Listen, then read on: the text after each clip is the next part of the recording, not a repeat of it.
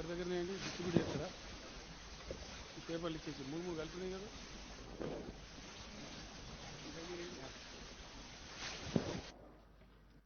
అందరికి ఇవ్వాలి తొందరగా. ఇద్దరు ఇవ్వండి, అర్ధికలు కాదు ఇదికలు లక్షలు. మూడు వేల ముక్కాడ పెట్టుకోలేదు రా బాబు.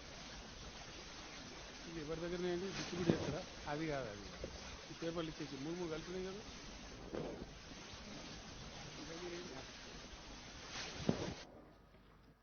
అందరికి ఇవ్వాలి తొందరగా. ఇద్దరు ఇవ్వండి, అర్ధికలు కాదు ఇదికలు లక్షలు. మూడు వేల ముక్కాడ పెట్టుకోలేదు రా బాబు. ఇది ఎవరి దగ్గరనే అండి డిస్ట్రిబ్యూట్ చేస్తారా? అది కాదు ఈ పేపర్లు ఇచ్చేసి మూడు మూడు కలిపినాయి కదా.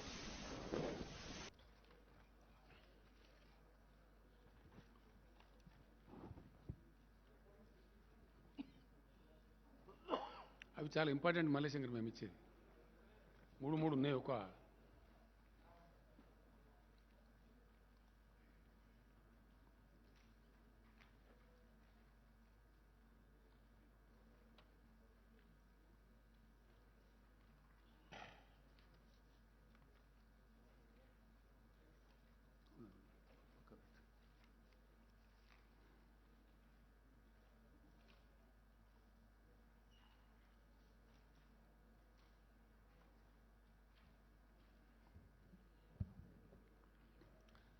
వచ్చేసినాయి కాగితాలు మరి.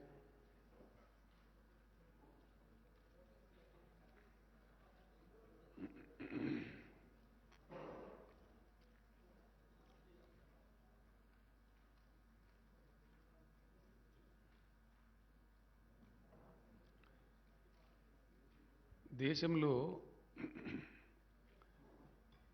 ధాన్యాన్ని అంటే ఆహార ధాన్యాలు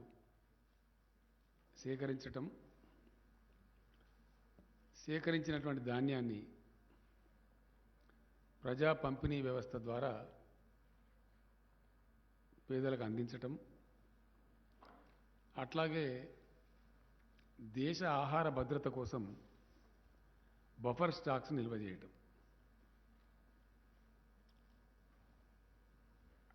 దేశాన్ని ఆహార రంగంలో స్వావలంబనంగా ఉంచడం కోసం ఏ దేశమైనా సరే బఫర్ స్టాక్స్ అనేది మెయింటైన్ చేయటం, సేకరించడం. ధాన్యం రెండు రకాలు. ఒకటి ఆహార కొరత ఏర్పడకుండా ఆహార రక్షణ కోసం, ఫుడ్ సెక్యూరిటీ కోసం బఫర్ స్టాక్స్ మెయింటైన్ చేయడం, ప్లస్ ప్రజా పంపిణీ వ్యవస్థకు ఆహార ధాన్యాలు అందించి నిరుపేదలకు అందించటం.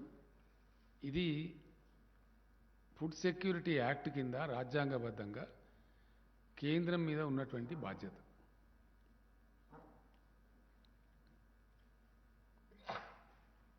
ఈ బాధ్యత గత అనేక సంవత్సరాల నుంచి దేశం ఏర్పడ్డ కాడి నుంచి మనకు స్వతంత్రం వచ్చిన కాడి నుంచి జరుగుతూ ఉంది. ఇలా కొత్తగా జరగడం లేదు. Nothing knew about it. It's a settled system. ఇప్పుడు ఇక్కడ జరుగుతున్నది ఏంటి అంటే, ఈ భారతీయ జనతా పార్టీ ప్రభుత్వం కేంద్రంలో వచ్చిన కాడి నుంచి వీళ్ళు పూర్తి రైతు వ్యతిరేక విధానాలు అవలంబిస్తూ ఉన్నారు. పూర్తి స్థాయి పేదల వ్యతిరేక విధానాలు అవలంబిస్తూ ఉన్నారు. సామాన్య మధ్యతరగతి ప్రజల యొక్క వ్యతిరేక విధానాలు అవలంబిస్తూ ఉన్నారు. అవి అనేక విధాలుగా మనకు కనపడతా ఉన్నాయి. ఒక రకంగా కాదు. దేశంలో ఇలా మధ్యతరగతి ప్రజలు ఎక్కువ వాడేటువంటి గ్యాస్ ధరల పెంపుని కావచ్చు, సామాన్య ప్రజలు మధ్యతరగతి ప్రజలు వాడే పెట్రోల్ ధరల పెంపు కావచ్చు, ఇట్లా అనేక రంగాల్లో మనకు కనపడతా ఉంది. ఒక రంగం అని కాదు. అట్లాగే ఈ ధాన్యాన్ని ప్రొక్యూర్ చేసి ఆహార భద్రతను పరిరక్షిస్తూ ప్రజా పంపిణీ వ్యవస్థను నడపాల్సినటువంటి కేంద్రం ఈరోజు చాలా దురదృష్టకరంగా తన సామాజిక బాధ్యతను విస్మరించి మేము కొనలేము అని చెప్తున్నారు, నిరాకరిస్తున్నారు. భారతదేశంలో ఉండేటువంటి పరిస్థితి ఏంటంటే, కేంద్ర ప్రభుత్వం ఎఫ్సిఐ కోసం ఆహార సేకరణ చేస్తే, అంటే ఫుడ్ గ్రెయిన్స్ ప్రొక్యూర్మెంట్ చేస్తే, రాష్ట్రాలు తమ బాధ్యతగా ప్రొక్యూర్మెంట్ సెంటర్లు ఓపెన్ చేసి సేకరించి వాటికి అప్పగిస్తాయి. ఇది జనరల్గా దేశవ్యాప్తంగా ఏ రాష్ట్రంలో అయినా సరే జరిగే వ్యవహారం, జరిగే తతంగం. అందులో మరి ప్రధానంగా అది బియ్యం కావచ్చు, గోధుమలు కావచ్చు, రెండే ప్రధానమైనటువంటి సేకరణ చేస్తుంది ఎఫ్సిఐ. ఎందుకంటే మన దేశంలో అయితే రొట్టె తింటారు, లేకపోతే అన్నం తింటారు. మేజర్గా తినేటువంటి తిండి అయితే రొట్టె రూపంలో తింటారు, లేకపోతే అన్నం రూపంలో తింటారు. కాబట్టి సేకరణ చేసేది ఏంది ఎఫ్సిఐ అంటే ఈ రెండే ప్రధానంగా. వేరే ధాన్యం రైతులు ఎవరికి వాళ్ళే అమ్ముకుంటారు, పాపం మార్కెట్లను బట్టి పంటలు వేసుకుంటారు, అమ్ముకుంటారు, అది జరిగిపోతుంటుంది. దీనిలో పెద్ద రాద్ధాంతం పుట్టించి పెద్ద గందరగోళం చేసి దేశ రైతాంగాన్ని మొత్తం గందరగోళపరుస్తూ ఉంది ఇలా బీజేపీ ప్రభుత్వం కంప్లీట్గా.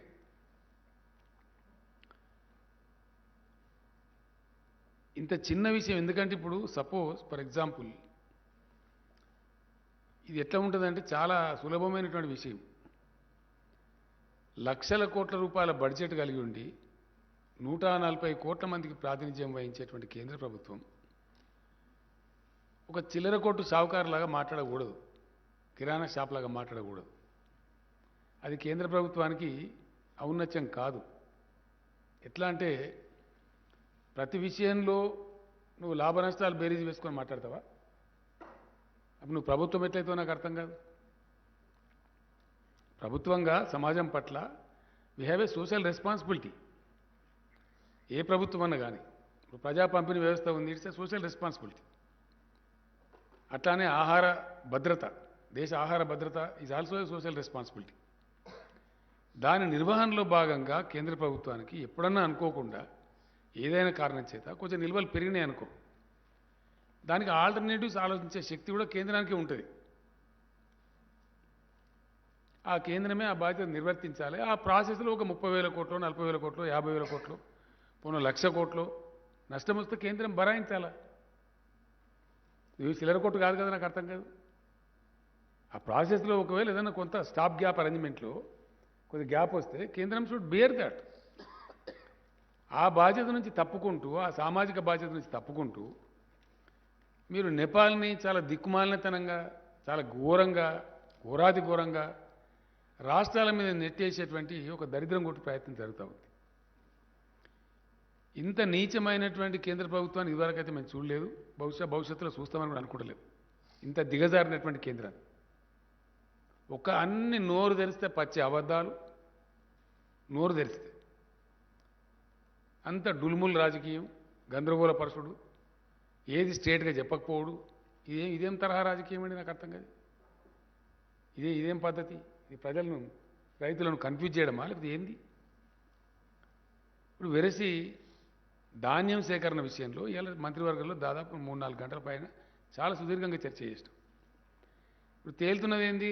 ఇక్కడ సింపుల్ విషయం. మొన్న పోయినప్పుడు మేము అడిగినాం చాలా స్పష్టంగా, యాసంగిలో మేము ఇచ్చిందే తీసుకోలేదు, తీసుకుంటామని ఇక్కడ ఎఫ్సిఐ మేనేజర్ రాసిస్తాడు. ఆయన రాసిచ్చిన లెటర్ మంత్రికి చూపించి నేనే స్వయంగా చూపించిన, ఇక ఆయన రాసిచ్చిండా ఈ పరిస్థితి. నా ముందే ఆయన ఏమంటాడు, ఆయన సస్పెండ్ చేస్తా. నువ్వు సస్పెండ్ చేస్తావు, సస్తావు. రాసిచ్చిండు కాబట్టి మేము నీకు జోగినం బియ్యము దానికి డబ్బు తీసుకోవాలంటే, ఇవ్వాలంటే మేము తీసుకోమంటాడు. ఎందుకు తీసుకోవు అంటే మేము బాయిల్డ్ రైస్ తీసుకోము, ఉప్పుడు బియ్యం తీసుకోము. మరి తీసుకోకపోతే నేను కొన్నా, రైతులకు డబ్బులు ఇచ్చినా, మరి అప్పుడు ఏం చేయాలి, నేను ఎటు పోవాలా అంటే దానికి సమాధానం చెప్పాడు. అప్పుడు ఏమంటాడు, మెడ మీద కత్తి పెట్టి, మొన్న మీకు ఇచ్చిన లెటర్స్ ఉంది మీ దగ్గర, భవిష్యత్తులో మేము పారాబాయిల్డ్ రైస్ ఇయ్యము అని మీరు అండర్టేకింగ్ ఇస్తే అది తీసుకుంటా. పోయిన యాసంగా ఇచ్చింది, లేకపోతే తీసుకోను అంటే అధికారులకు చెప్పిన నేను రాసేయండి, మరి తప్పదు కదా, మరి ఏం చేస్తాం మనం. వాళ్ళు రాసిచ్చాను, మెడ మీద కత్తి పెట్టి రాయించుకున్నది కేంద్రం. నువ్వు రాసి ఇస్తేనే తీసుకుంటా, లేకపోతే తీసుకోను.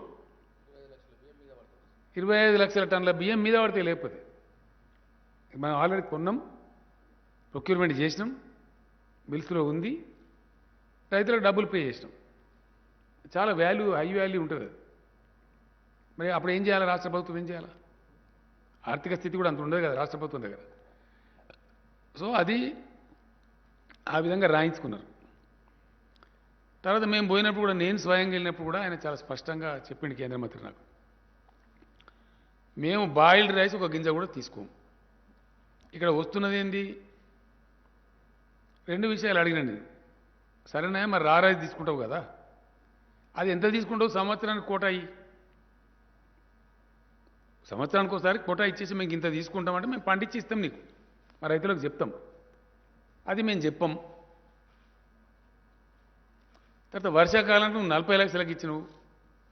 40 లక్షలు కాదు, మా దగ్గర 62 లక్షల ఎకరాలు సాగు చేసినాం, ఎక్కువ వస్తుంది. కనీసం 90 లక్షలను నువ్వు తీసుకోవాలంటే దాన్ని ఎన్హాన్స్ చేయమంటే దాన్ని ఎన్హాన్స్ చెయ్యం. నేను పోయినా, నాతో పాటు మినిస్టర్లు వచ్చిండ్రు, ఆఫీసర్లు వచ్చిండ్రు, ఎంపీలు వచ్చిండ్రు, దానికి కూడా మేము సమాధానం చెప్పం. ఈ విధంగా అటు వర్షాకాలం దానికే టార్గెట్ దిక్కులేదు. మళ్ళీ యాసంగిలో ఏంటంటే డెఫినెట్గా తెలంగాణ పంట పండుతుందంటే అది నూక ఎక్కువ అవుతుంది. తెలంగాణలో ఉండే వాతావరణ పరిస్థితులను బట్టి కోతలు వచ్చేది మార్చి లాస్ట్ వీక్ తర్వాతనే వస్తాయి కాబట్టి ఖచ్చితంగా 35 డిగ్రీలు ఎండ దాటి ఉంటుంది. 35 డిగ్రీలు దాటితే నూక ఎక్కువ అవుతుంది. దానిలో ఉన్న బ్రహ్మ పదార్థం ఏం లేదు. వీళ్ళు ఆడుతున్న లంగనాటకం ఇలా బయట పడాలి. ఏమున్న దానిలో యాసంగిలో తెలంగాణలో వడ్లు పండితే నూక శాతం ఎక్కువ వస్తుంది. అంటే మామూలుగా వర్షాకాలంలో వండే బియ్యమేమో 67 కిలోలు వస్తుంది. అదే యాసంగిలో వండే వాళ్ళకి 67 కిలోలు రాదు, 35 కిలోలే వస్తుంది. ఆ నష్టం ఎవరు భరించాలా? రైతు భరించలేడు పాపం. ఆయన పెట్టుబడి పెడతాడు, పండిస్తాడు, తెస్తాడు. మిల్లర్ అంటాడు, సార్ నేను అట్లా పండితే నా మిల్లు అమ్ముకోవాలి, నేనేం చేయాలి? మిల్లర్ అంటాడు. మరి ఎవరు భరించాలా? దానికోసంగా ఏం చేసాను అంటే బాయిల్డ్ చేసి అమ్మితే కరెక్ట్గా వస్తుంది, నూక కాదు అని బాయిల్ చేసి అమ్మటం అనేది మొదలుపెట్టారు. అప్పటి నుంచే పారాబాయిల్ రైస్ మిల్స్ వచ్చింది. ఎఫ్సిఐ వాళ్ళే చెప్పి ఎఫ్సిఐ వాళ్ళే చేయించారు, ఎంకరేజ్ చేసిండ్రు, ఈ టెక్నాలజీ వాడండి, బాయిల్ రైస్ పెట్టండి అని చెప్తే మిల్లర్స్ పెట్టుకున్నారు. పాపం వాళ్ళు చేస్తున్నారు, జరుగుతుంది. లాస్ట్ ఇయర్ దాకా తీసుకుంటామని చెప్పి సతాయించారు. మళ్ళీ భవిష్యత్తులో ఏమని రాపించుకున్నారు, ఇవన్నీ చేసిండ్రు, అది జరిగిపోయింది. ఇప్పుడు సడన్గా ఒక గింజ కూడా, ఒక కిలో కూడా మేము బాయిల్డ్ రైస్ తీసుకోము, మీరు రాసియండి అని మెడ మీద కత్తి పెట్టేమో రాయించుకోవాలి, అంతే కదా.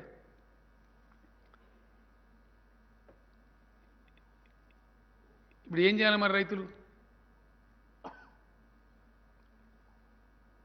ఏం జరగాలి ఇప్పుడు? మేము అనేక రకాలుగా అనేక సమస్యలు ఎదుర్కొని విభజన చట్టం ద్వారా వచ్చినటువంటి పూర్తిస్థాయిలో కేంద్రం సహకరించకున్నా, ఆంధ్రప్రదేశ్ వాళ్ళు బాగా సతాయించిన,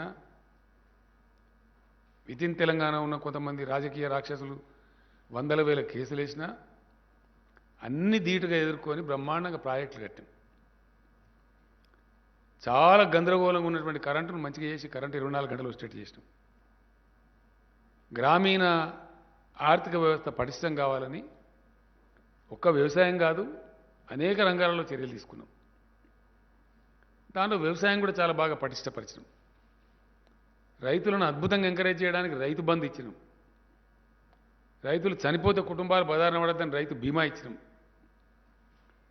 24 గంటలు ఫ్రీ కరెంట్ ఇచ్చే ఒకే ఒక రాష్ట్రం ఈ దేశంలో తెలంగాణ. వాటర్ సెస్ లేకుండా, నీటి తీరువా అనేది ఒక రూపాయి కూడా తీసుకోకుండా నీటి తీరువా పాత బకాయిలు రద్దు చేసి ఇప్పుడు మళ్ళీ ఫర్దర్ ఒక రూపాయి కూడా కలెక్షన్ చేయకుండా, నీటి తీరువా వసూలు చేయకుండా నీళ్ళు ఇచ్చే ఒకే ఒక రాష్ట్రం ఇండియాలో తెలంగాణ. ఏ రాష్ట్రం కూడా లేదు. అందరు నీటి తీరువా తీసుకుంటారు.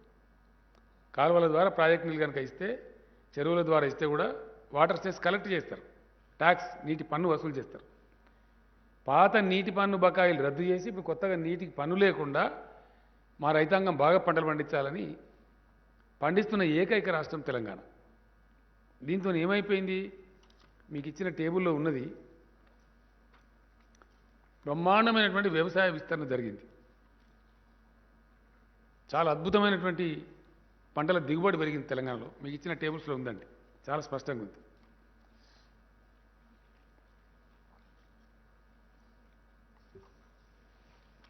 మేము గతానికి ఇప్పటికి కంపారిజన్ కూడా ఇచ్చినాం మీకు. గత 10 ఏళ్లలో తెలంగాణ రాకముందున్న 10 ఏళ్లలో అప్పుడున్న కాంగ్రెస్ గవర్నమెంట్లో ఎంత యావరేజ్ ఉంది? Paddy area in lakh acres average అప్పుడు ఆ 10 ఏళ్లలో యావరేజ్ 49.27 లక్షలు ఉంటే ఇప్పుడు 7 ఏళ్లలోనే 104.23 లక్షల ఎకరాలు సాగైతా ఉంది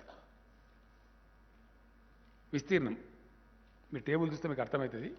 మీకు చాలా స్పష్టంగా ఇచ్చినాం మేము. ఈ టేబుల్ రెండవ టేబుల్లో ప్యాడీ ప్రొక్యూర్మెంట్ అంటే ధాన్యం సేకరణ 2004 నుంచి 2013-14 దాకా అంటే తెలంగాణ వచ్చేదాకా ఇంకో టేబుల్లో ఉంది మీకు ఇచ్చిన దానిలో.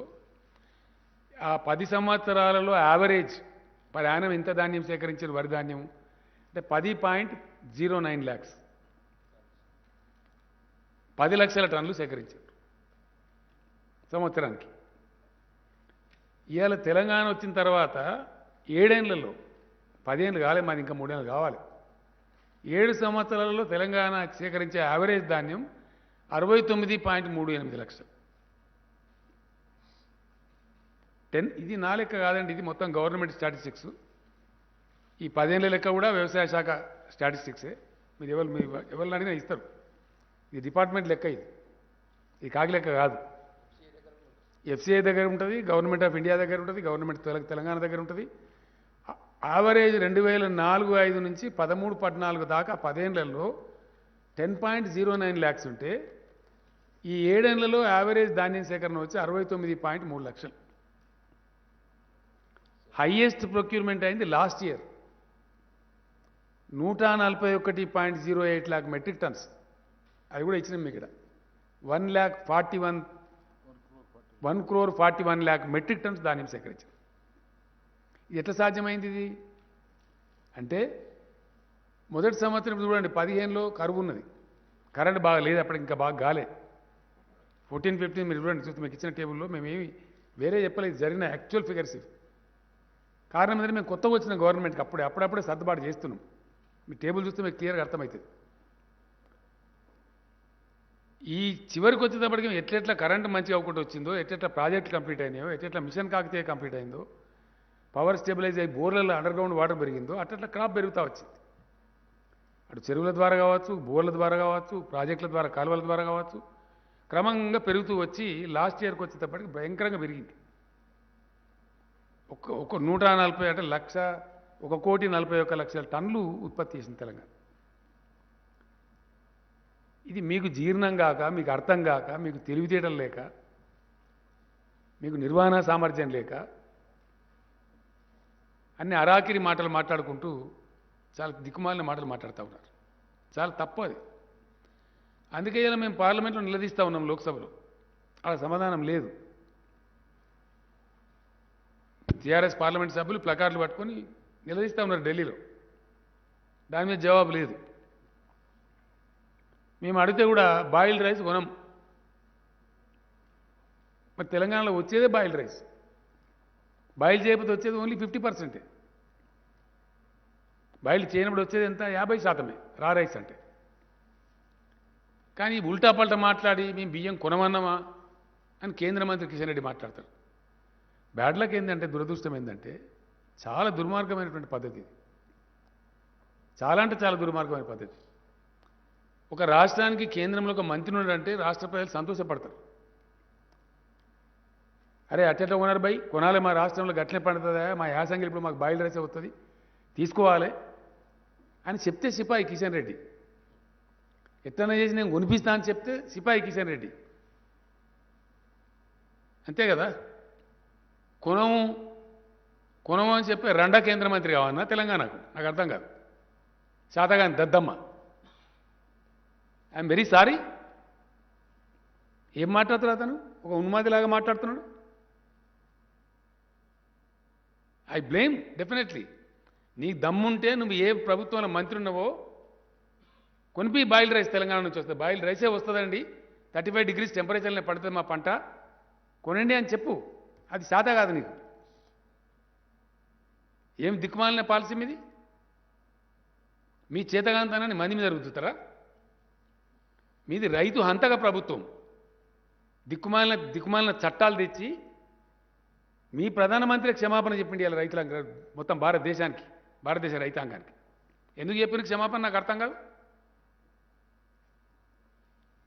750 మంది రైతులను పొట్టన పెట్టుకున్న హంతకుల పార్టీ మీది.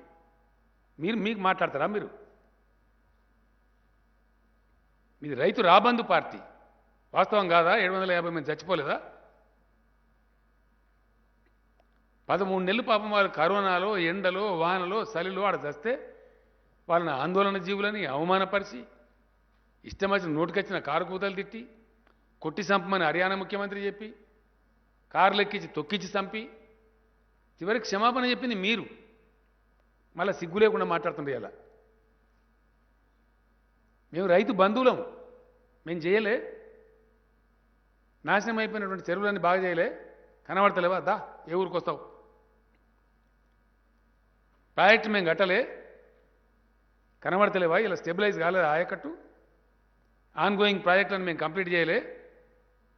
ఎవరు కంప్లీట్ చేసినారు? ఎల్లంపల్లి ప్రాజెక్ట్ ఎవరు కంప్లీట్ చేసినారు? మిడ్మానర్ ప్రాజెక్ట్ ఎవరు కంప్లీట్ చేసినారు? నెట్టెంపాడు, కల్వకుర్తి, భీమా, కోయిల్ సాగర్ ఎవరు కంప్లీట్ చేసినారు? దశాబ్దాల తరబడి పెండింగ్ ఉన్నాయి. దేవాదుల ప్రాజెక్ట్ ఎవరు కంప్లీట్ చేసినారు? ఇవన్నీ కాకుండా అడ్డగోలుగా మాట్లాడతాము, రాజకీయాలు చిల్లర రాజకీయాలు మాట్లాడతామని చిల్లర లూజ్ మాటలు. ఇంకా ఎంత చీప్గా అంటే ఇది మరీ దరిద్రం.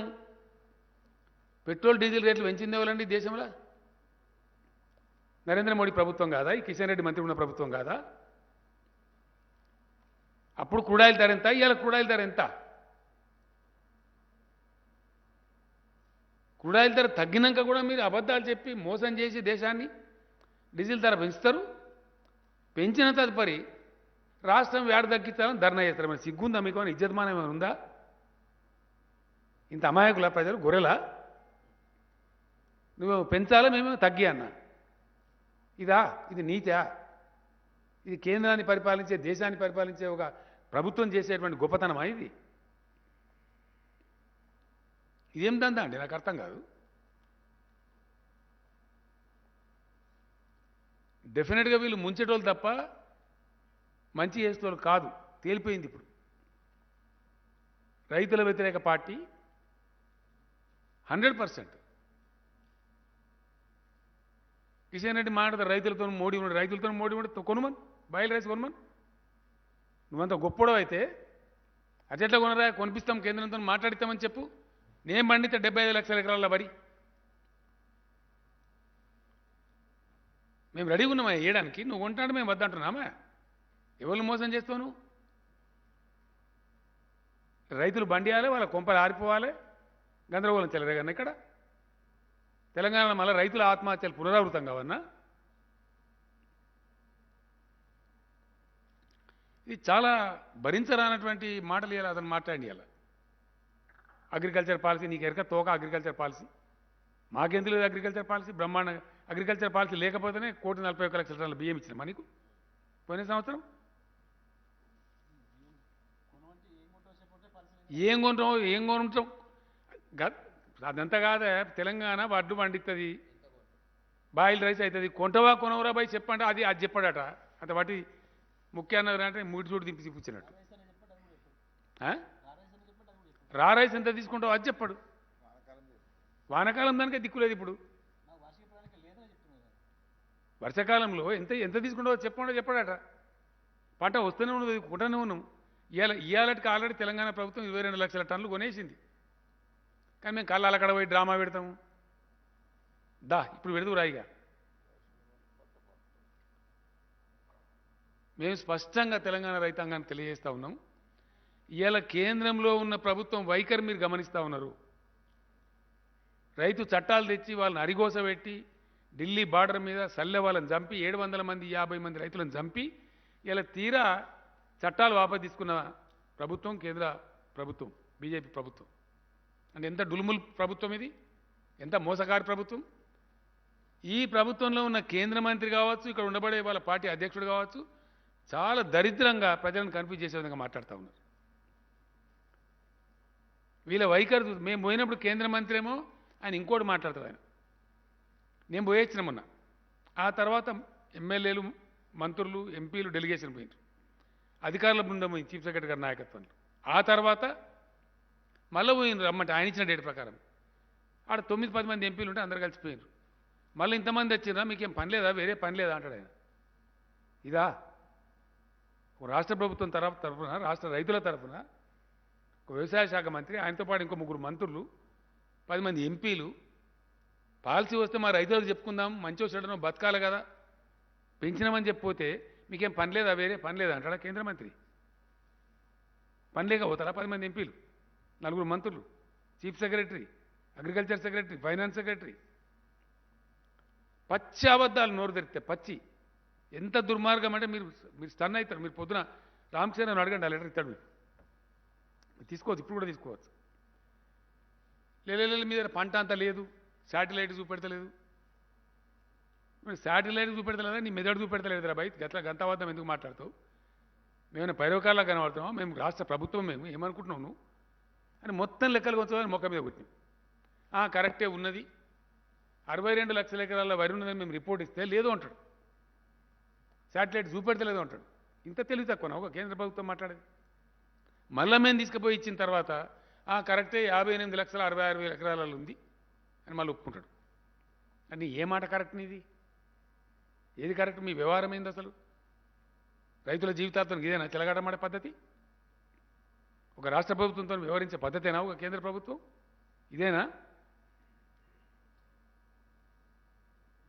ఈ వ్యవహారమా ఈ గోల్మాల్ చేసి మీరు రాజకీయాలు చేస్తామనుకుంటున్నారా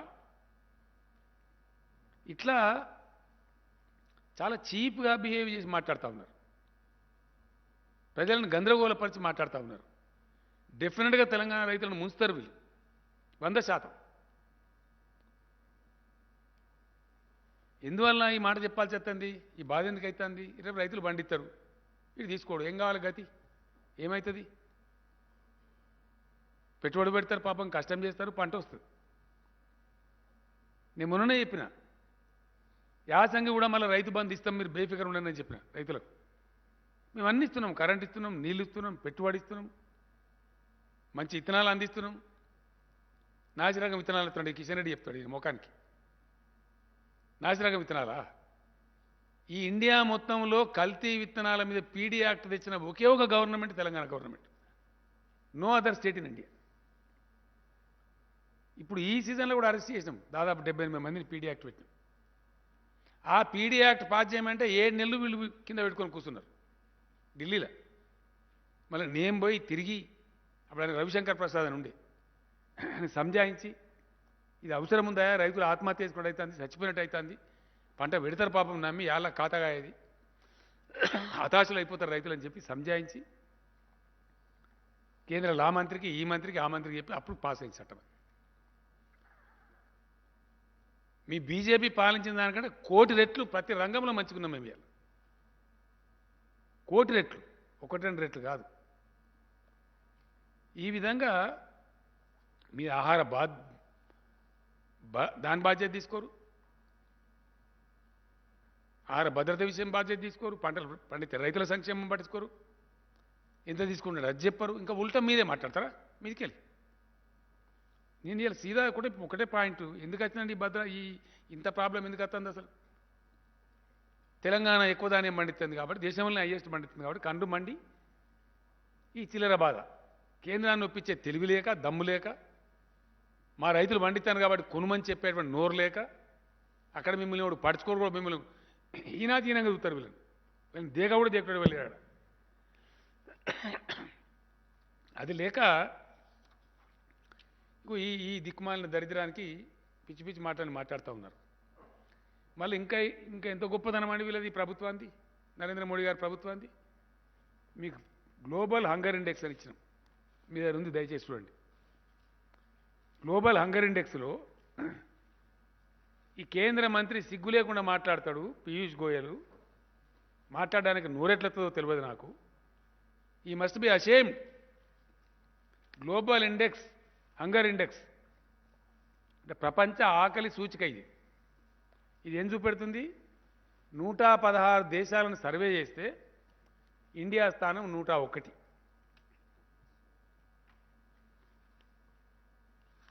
హిందూ పేపర్లో కూడా చాలా పెద్ద రాసింది ఈ మధ్యనే పూర్తి అనాలిసిస్ రాసింది హిందూ పేపర్ నేను చదివిన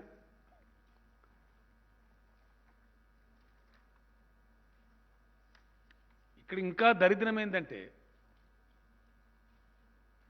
మీకు ఏమైనా సిగ్గుంటే ఇప్పటికైనా కళ్ళు తెరవండి కిషన్ రెడ్డి గారు పీయూష్ గోయల్ గారు అని చెప్తా ఉన్నాను నేను సిగ్గు లజ్జ ఏమని ఉంటే గ్లోబల్ హంగర్ ఇండెక్స్లో మన స్థానం 101. ఇలా పాకిస్తాన్ స్థానం ఎంత ఉందా? పాకిస్తాన్ యొక్క ర్యాంకు 92, బంగ్లాదేశ్ నేపాల్ 76.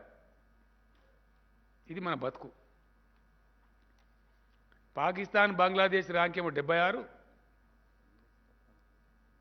పాకిస్తాన్ కాదు బంగ్లాదేశ్ నేపాల్ ర్యాంకు 76, పాకిస్తాన్ ర్యాంక్ ఏమో 92, మన బతికేమో 101. ఇది గ్లోబల్ హంగర్ ఇండెక్స్. మీరు మాట్లాడతారు మా దగ్గర నిల్వలు ఎక్కువైనాయి, అవసరం లేదు, స్టాక్స్ పైలైనాయి అంటే ఏదన్నట్టు ఇది? అప్పట్లో విప్లవ కవి రాసిండు, అన్నపు రాసులు ఒకవైపు ఆకలి కేకలు ఇంకోవైపు. అది అట్లే ఉంది కదా కథ. నీకు సామాజిక బాధ్యత ఉంటే ధాన్యం తీసుకొని పెంచు, ఆకలిని బిడ్డలకు మంచు, ఫ్రీ రైస్ డిస్ట్రిబ్యూట్ చేయి, అక్కడనేమో అవాయిడ్ చేస్తావు. గ్లోబల్ హంగర్ ఇండెక్స్ వాస్తవమా కాదా? ఇది ప్రతి సంవత్సరం వస్తుందా రాదా? అన్ని దేశాలకు వస్తుందా రాదా? ఇంకా సిగ్గుపోయే స్థానం ఏంటంటే ఈ ఘనత వహించిన కిషన్ రెడ్డి బాగా మాట్లాడియాల. వీళ్ళ ఘనత వహించిన పరిపాలనలో మీకు లాస్ట్ పేజీలో ఉంది ఇండెక్స్.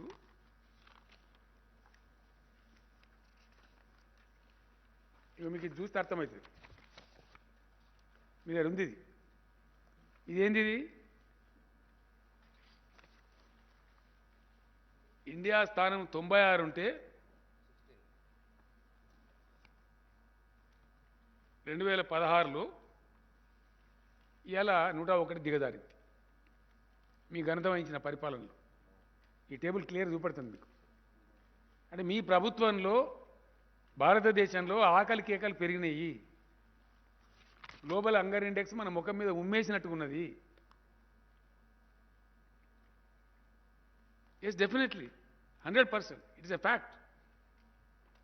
ఇవన్నీ ఇట్లా ఉండగా మాకు చేత కాదు, మాకు కొనడం ఇష్టం లేదు, మేము కార్పొరేట్లకు అప్పచెప్పదలుచుకున్నాము, అదాని అంబానీలకు అప్పచెప్పదలుచుకున్నాము అని చట్టాలు తెచ్చింది. రైతులు గట్టి కూర్చొని ఇలా ఉత్తరప్రదేశ్లో ఓడిపోతాం, పంజాబ్లో ఓడిపోతామని వణుకుడు పెట్టంగానే చట్టాలు వాపసు తీసుకున్నారు. ఇది వాస్తవం. చట్టాలు గొప్ప అయితే ఎందుకు వాపసు తీసుకున్నారు? ఎందుకు క్షమాపణ అయిపోయిన రైతులకు? రేపు తెలంగాణ రైతులు కూడా మీ గతికి ఇంతే క్షమాపణ చెప్పుడే. ఇలా ఉత్తర భారత రైతులకు చెప్పిన వాళ్ళు రేపు తెలంగాణ రైతులకు చెప్పారని ఏం నమ్ముతాం? ఎట్లా నమ్ముతాం? మిమ్మల్ని ఏ విధంగా నమ్ముతాం? మీ క్రెడిబిలిటీ ఏంది నాకు అర్థం కాదు. పెద్ద నోరు పెట్టి మాట్లాడంగానే అయిపోయానా అడమైన మాటలన్నీ?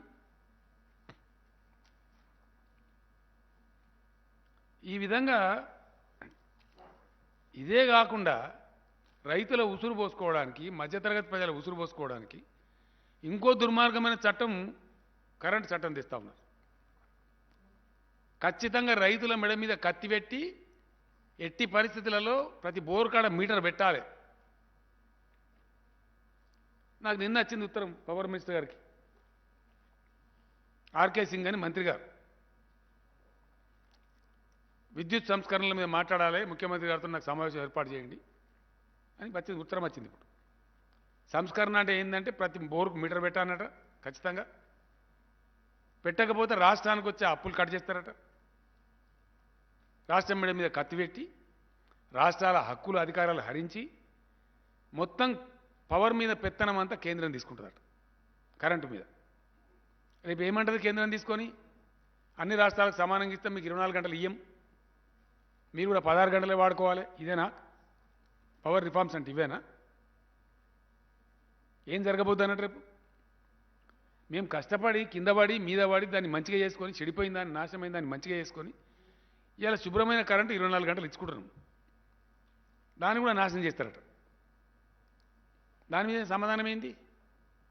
What is power reform? రైతులను నాశనం, బోర్కాడ మీటర్ పెట్టి ముక్కు విండి వసూలు చేయమని చెప్తలేరా మీరు? రైతులు నాశనంగా ఉన్నాయి, దేశంలో ఉండద్దా? వ్యవసాయం పంటలు పండద్దా? అరే మీరు ఏ పని రా, మీరు పరిపాలించకాడ ఇయ్యకుండ్రి, వేరే పార్టీలు పరిపాలించకాడ మేము ఇచ్చుకుంటామంటున్నాం, నీకేం అబ్జెక్షన్? పవర్ రిఫార్మ్స్ పేరు మీద మా మెడ మీద కత్తి పెట్టుడేంది? వై?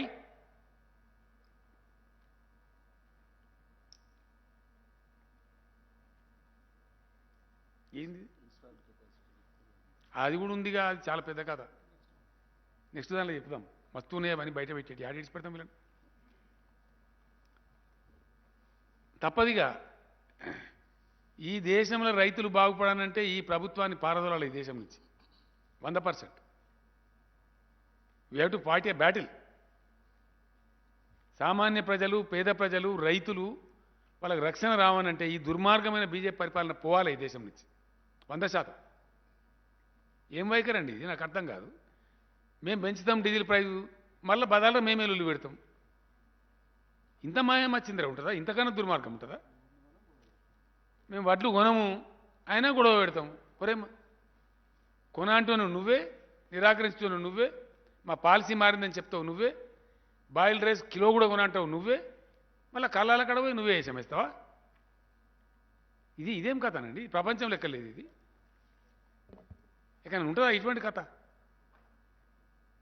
పనికి మాలిన చట్టాలు తెచ్చేది నువ్వే, రైతులకు క్షమాపణ చెప్పేది నువ్వే, 750 మంది రైతుల సావులకు కారణం నువ్వే, వాళ్ళకు రూపాయి పరిహారం అంటే ఇస్తే ఇవ్వమంటే ఇస్తలేవేంది? నాకు అర్థం కాదు. అంటే ఈ విధంగా ఎవరు మోసం చేస్తారు నాకు అర్థం కాదు. ఎన్ని రోజులు మోసం చేస్తారు ఈ దేశాన్ని మీరు? మళ్ళీ మీ పర్ఫార్మెన్స్ గొప్పగా ఉందా అంటే 80 లక్షల కోట్ల అప్పులు చేసిండ్రు. దేశంలో పేదరికం పెరిగింది లాస్ట్ 2 ఇయర్స్లో. అవి కూడా ఉన్నాయి ఇండెక్స్లు. ఇంకా రేపేళ్ళు ఇస్తాను మీకు నేను. దేశంలో గత 2 ఏళ్లలో భయంకరమైన పేదరికం పెరిగింది. దేశం యొక్క అప్పులు 80 లక్షల కోట్లు, వీళ్ళ హయాంలో చేసిన 80 లక్షల కోట్లు, మొత్తం 1,30,00,000 కోట్లు ఉన్నాయి. పాత 50 లక్షలు ఉంటే వీళ్ళు 80 లక్షలు చేశారు. మరి ఏం ఉద్ధరించారు మీరు? మీరు ఎవరికి కిరీటం పెట్టినరు? గత 7 ఏళ్లలో నరేంద్ర మోడీ ప్రభుత్వం ఈ దేశ ప్రజలకు చేసింది ఏ రంగంలో? మీరు సాధించిన ప్రగతి ఏంది? దమ్ముంటే గది చెప్పు. ఏంటంటే మేము కూడా శబ్బాష్ అంటాం. ఏ రంగంలో చేశానండి? పేదల కోసం ఏమైనా చేశారా మీరు? దళితులకు చేసినరా? గిరిజనులకు చేసినరా? బీసీలకు చేసినరా? మహిళలకు చేసినరా? రైతులకు చేసినరా? నిరుద్యోగ యువకులకు చేసినరా? ఎవరికి చేసిన మీరు? నాకు అర్థం కాదు. మీరు చేసిన వెల్ఫేర్ ఏంది? మీరు చేసిన గొప్పతనం ఏంది? ఈ దేశాన్ని మీరు ఉరగబెట్టింది ఏంది? దేశం ఆకలి ఇండెక్స్లో 101 స్థానాన్ని తీసుకొని పోయినారు. దేశంలో పేదరికాన్ని పెంచిండ్రు. దేశంలో రైతుల ఆత్మహత్యలకు కారణమవుతున్నారు. 750 మంది రైతులను పుట్టన పెట్టుకున్నారు. ఇది మీరు చేసిన దేశంలో. ఇంకా మిమ్మల్ని నిట్నే ఆలోచిస్తే మత పిచ్చి లేపి దేశానికి ఖచ్చితంగా దేశంలో విభజన రాజకీయాలు తెస్తున్నారు. ఈ దేశాన్ని రావణ కాష్టం చేస్తారు ఖచ్చితంగా వీళ్ళు. ఏమవుతుందంటే రేపు ఫలితం మంచో చెడ్డనో అనేక దేశాలు, అనేక సమాజాలు, అనేక మతాలు కలిసి బతుకుతున్న ఇండియాలో. You are totally destroying the eco of India. Yes, Telangana రాష్ట్ర ప్రజానికం కూడా ఆలోచించాలి. ఇవాళ అద్భుతమైనటువంటి ఐటీ ఇండస్ట్రీ వస్తూ ఉంది, అద్భుతమైన పరిశ్రమల పెట్టుబడులు వస్తూ ఉన్నాయి. ఒక ఇండియా టుడే సర్వేలో వాళ్ళే చెప్పిండ్రు ఆర్థికంగా పటిష్టపడతా ఉంది తెలంగాణ. నంబర్ 1 ఉంది. As far as economy is concern, India Today ఇచ్చిన rating number 1 in the country. ఇది తెలంగాణ సోషల్ ఈకో మంచిగా ఉంటే, బ్యాలెన్స్గా ఉంటే, శాంతియుతంగా ఉంటే ఇది సాధ్యమవుతుంది. రేపు పొద్దున మతాల మధ్య పంచాయతీ పెట్టి, పొద్దున్న లేతే మత కల్లోలాలు పెట్టి, కర్ఫ్యూలు పెట్టి, లాఠీ చార్జీలు పెట్టి, ఫైరింగ్లు పెట్టి ఉంటుందా ఈ పరిస్థితి? I request the intellectual community of Telangana, please think, are we here to accept that bloody BJP to destroy the echo of Hyderabad, echo of Telangana? Is it desirable to destroy the whole state's economy but for silly divisive politics? ఇదా ఈ దేశానికి కావాల్సింది? I'm sorry, no, we will fight to any extent, 100%, come what may. దేశాన్ని మొత్తం నాశనం చేస్తాము.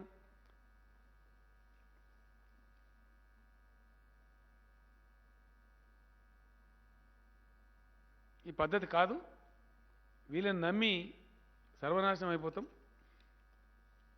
మేము ఎంత పని చేసినామో తెలిసి అలా రైతులకు తెలుసు, మీకు కూడా తెలుసు విలేకరులు. ఒకసారి ఆత్మమెట్టి ఆలోచిస్తే 7 ఏళ్ల కింద ఏందండి తెలంగాణ? 7 ఏళ్ల కింద 3 ఎకరాల రైతు పరిస్థితి ఏంది? ఇవాళ 3 ఎకరాల రైతు పరిస్థితి ఏంది? 7 ఏళ్ల కింద తెలంగాణ పల్లెలలో ఎంత డబ్బు ఉంటుండే, ఇవాళ ఎంత డబ్బు ఉన్నది? ఇవన్నీ నిజాలు కావా? తెలంగాణ భూముల ధరలు ఎక్కడి నుంచి ఎక్కడికి పోయినాయి? చాలామంది దుర్మార్గులు, దరిద్రులు, బుట్టచోరుగాళ్ళు, పనికి మాలినోళ్ళు తెలంగాణ రాష్ట్రం అయితే ధరలు పడిపోతే భూములు అని మాట్లాడేది. పడిపోయినాయా, పెరిగినాయా? అసలు 20 లక్షల లోపల ఇవాళ భూమి దొరుకుతుందా తెలంగాణలో ఎక్కడన్నా? ఎక్కడి నుంచి ఎక్కడ పోయింది తెలంగాణ వాల్యూ, తెలంగాణ రైతు వాల్యూ? 5 ఎకరాలున్న తెలంగాణ రైతు ఇలా కోటీశ్వరుడు. అదే 7 ఏళ్ల కింద బిచ్చగాడు, వలసపోయిండు. పోలే, మనం చూడలే. 5 ఏళ్ల కింద 5 ఎకరాల రైతేమో హైదరాబాద్ కూలి పనికి వచ్చిండు. ఇలా 5 ఎకరాల రైతు తెలంగాణలో ఏ మారుమూలకు పోయినా, నువ్వు కాగజ్ నగర్ పోయినా, మక్తల్ పోయినా, గద్వాల్ పోయినా, భద్రాచలం పోయినా, మద్నూరు మన జుక్కలు పోయినా 20 లక్షల లోపల ఎకరం జాగ లేదు. రోడ్ సైడ్ ఉంటే 30 లక్షలు, 40 లక్షలు, 50 లక్షలు. రాజీవ్ రహదారి లాంటి రాష్ట్ర హైవేకో, నేషనల్ హైవేకో అంటే 3 కోట్లు, 4 కోట్లు ధర. తెలంగాణ రైతుల వాల్యూ పెరగలేయాల. ఆనాడు ఆంధ్రాలో ఎకరం అమ్మి ఇక్కడ 3 ఎకరాలు కొన్నారు. ఇలా మా నల్గొండ రైతులు హుజూర్ నగర్ నియోజకవర్గం నుంచి, మిర్యాలగూడ నియోజకవర్గం నుంచి ఎకరం అమ్మి ప్రకాశం జిల్లాలో పోయి 5 ఎకరాలు కొంటారు, 4 ఎకరాలు కొంటారు. ఎస్, తెలంగాణ రైతులు కాళ్ళు ఎగరేసి ప్రకాశం జిల్లాలో కొంటున్నారు, కర్ణాటకలో కొంటున్నారు భూములు. 1 ఎకరం అమ్మి 3 ఎకరాలు, 2 ఎకరాలు కొంటున్నారు. ఈ ఫ్యాక్ట్ కాదా? ఖచ్చితంగా మేము ఏ తెలంగాణ సాధించాలనుకున్నామో, ఏది కలగన్నామో అది చేసినాం. తెలంగాణలో ల్యాండ్ రేట్స్ పెరిగినాయి, రైతులు కోటీశ్వర్లు అయినారు. ఒక పల్లెలో కోటాను కోట్లు ఉంటున్నాయి. ఇవాళ నాకు ఒక ఫ్రెండ్ వచ్చి చెప్పింది, సార్ ఇవాళ మా ఊళ్ళో 6 కోట్ల రూపాయలని బ్యాంకులలో, మీరు కొన్న పంట ధాన్యం డబ్బు వచ్చింది, ప్లస్ మీరు వేసిన రైతు బంధు డబ్బులు వచ్చినాయి, 2 జమ అయినాయి సార్. మేము మేనేజర్ల దగ్గర పోయి ఆడితే పోయిన పంటలు చెప్పిండి నాకు. మేనేజర్ యాసంగి ధాన్యం కొన్నాం, డబ్బులు వేసినాం, వర్షాకాలం రైతు బంధు వేసినాం, 2 కలిస్తే మా ఊరు బ్యాలెన్స్లో సార్ మా ఊరు రైతుల డబ్బు 6 కోట్ల రూపాయలు ఉంది. 7 ఏళ్ల కింద ఏముండే? లక్షలు కూడా దిక్కు లేకుండే. ఇలా తెలంగాణ గ్రామాలు ఎంత ముఖం తెల్లబడ్డది. దీనికి అంతా ఎవరు కారణం? గ్రామం మొత్తం కలిపి లక్షలు లేకుంటుండే. ఇలా గ్రామం మొత్తం కలిపి కోట్ల రూపాయల ఆస్తి తయారైంది తెలంగాణలో. ఇలా మత్స్య కార్మికులు బ్రహ్మాండంగా చేపలు అద్భుతంగా పెంచి వాళ్ళు పైకి వస్తున్నారు. పశు సంపద పెరుగుతూ ఉంది. గొర్రెల పెంపకందారులు అద్భుతంగా తెలంగాణలో #1 ఇన్లాండ్ ఫిష్లో కంట్రీస్ #1 తెలంగాణ అని చెప్పి మన కేంద్రంలో మంత్రి చెప్పిండు పార్లమెంట్లో. మేం చెప్తలేం, మా స్టోరీ కాదు, మీ కేంద్ర మంత్రి చెప్పిండు. గొర్రెల పెంపకంలో హైయెస్ట్ గొర్రెలు ఉన్న ఈ రాష్ట్రం అంటే రాజస్థాన్ ఉండే ఇంతకుముందు. ఇవాళ #1 తెలంగాణ అని చెప్పి పార్లమెంట్లో సాక్ష్యం మీ మంత్రి చెప్పిండు. ఇదంతా ప్రగతి కాదా? వృత్తి పని వాళ్ళకి లాభం కాదా? వాళ్ళు మంచిగా లేరా? ఈరోజు ఒక గ్రీనరీగా చాలా చేసినాం, పంటల విస్తీర్ణం పెంచినాం, మంచి పవర్ ఇచ్చినాం, అన్ని ఇచ్చినాం. ఇవాళ దుర్మార్గులు ఇలా రాబందుల్లాగా వాళ్ళ మీద పడి, వ్యవసాయ శాఖ మంత్రి గారు పాపం ఆయన ఆవేదనతో చెప్తున్నా, మీరు పంట వేయకండి వరి అని చెప్పిండు. ఎక్కడి నుంచి స్టార్ట్ అయిందండి ఇదంతా? ఒక పనికి మాలినటువంటి అవగాహన లేనటువంటి వ్యక్తి మీ రాష్ట్ర పార్టీ అధ్యక్షుడు వచ్చి మీరు వరే అయ్యింది, మెడలు వంచి కొనిపిస్తాం, తొడలు వంచి కొనిపిస్తాం అని మాట్లాడి, దాని మీద మేము కేంద్ర మంత్రిని అడిగితే మావాడు బేవకూఫు తప్పు చెప్పిండని చెప్పిండు, అవగాహన రాయిచెంతం చెప్పిండని చెప్పిండు. నాకే చెప్పిండు డైరెక్ట్.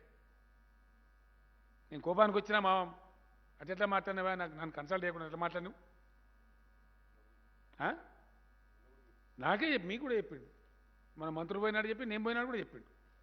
మా వాళ్ళు అవగాహన రాయిచెంతో, మా కిషన్ రెడ్డి కేంద్ర మంత్రి కూడా అవగాహన రాయిచెంతో మాట్లాడిండు అని చెప్పిండు. ఎస్, అంటే ఇట్లా మనిషికో మాట చెప్తారా మీరు?